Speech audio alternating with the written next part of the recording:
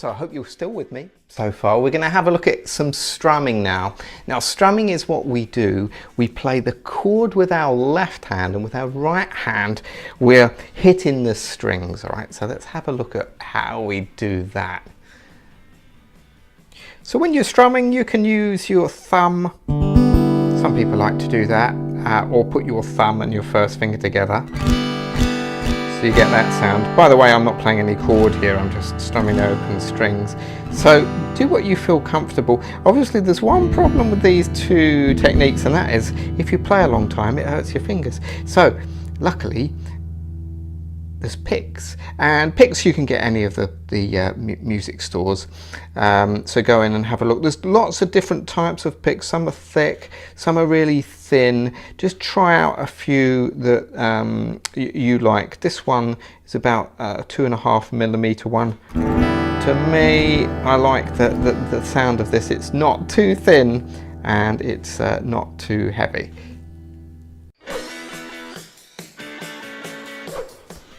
So what I'm going to do is I'm just going to play an E minor chord, and I'm just going to do the kind of strumming that we're going to do in our chord lessons, which is to say I'm just going to strum once. And the reason for this is if you can strum your chord once, you can hear if everything's ringing or not. Right? So if I was to count in, if I'm going 1, 2, 3, 4, 1, 2, 3, 4, 1, 2, 3, 4, 1, 2, 3, 4. One last one. 1, 2, 3, 4. All right, so that's pretty simple. Now, what we can do is we can add a strum on each beat, so we can go 2, 3, 4, 1, 2, 3, 4.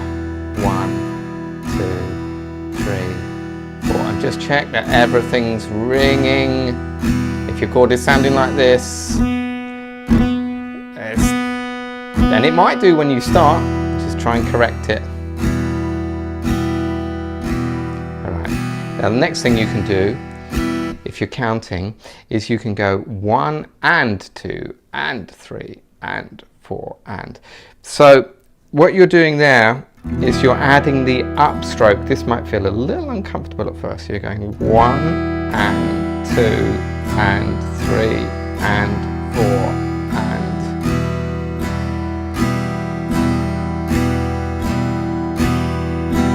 Now after a while that's going to sound very robotic. So what you want to do is try and mix these strums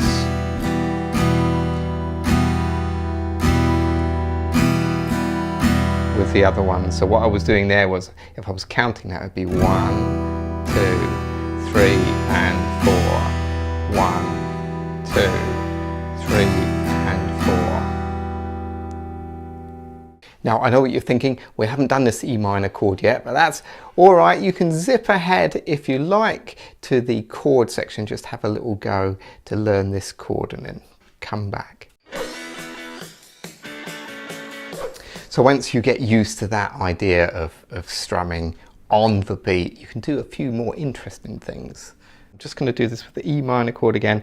It's a little thing I call a scratch. I'll just show you what I mean. So you're going.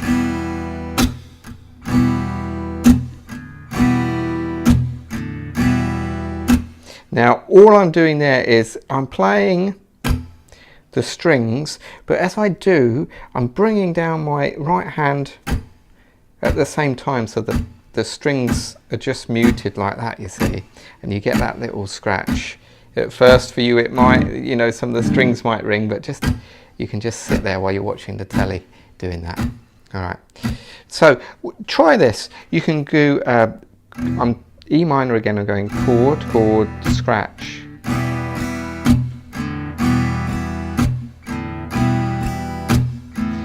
And what you want to do here is try and get a good distinction between the chord ringing and your scratch. All right, so we've got.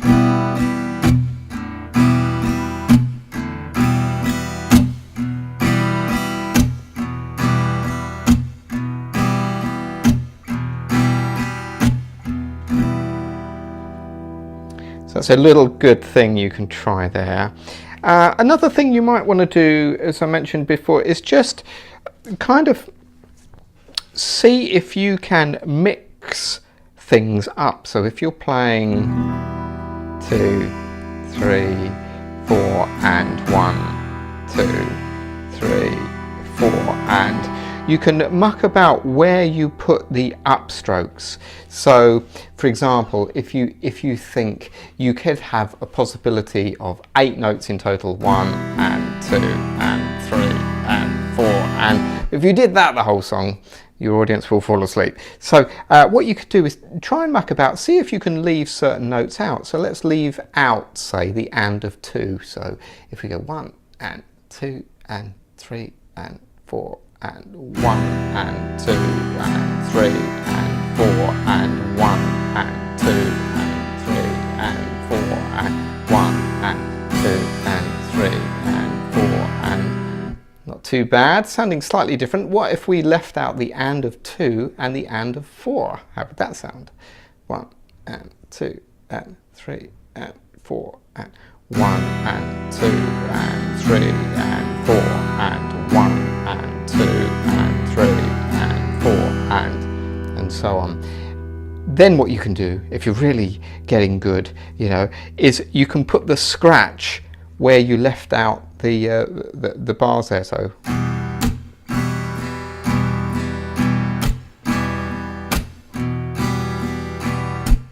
you can mix the scratches in with your strumming and just let it feel natural. Over time you'll be able to add things.